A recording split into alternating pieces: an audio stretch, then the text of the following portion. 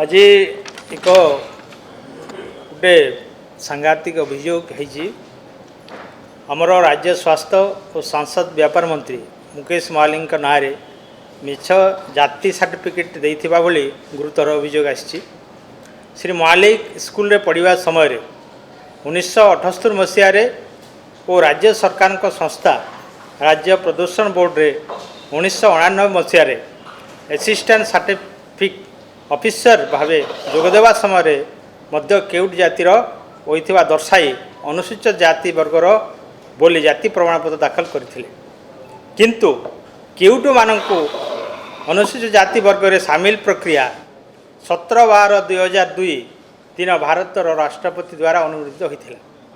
Eighty प्रश्न उठे जदि केउट वर्ग लोकंकु अनुसूचित जाति रे 2002 मसीह सामिल करागला ताले श्री महालिक पूर्वर अनुसूचित जातिर बोली प्रमाणपत्र दाखल करथिले। एतिरु स्पष्ट होइछि जे श्री महालिक मिछ जाति प्रमाणपत्र दाखल करी सरकारी चाकरी करथिले।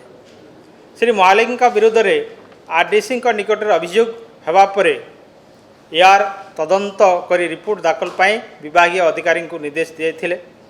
विभागीय अधिकारी रिपोर्ट दाखल करी सारिथिले सुधा राज्य सरकार चापरे आरडीसी कार्यानुष्ठान होना।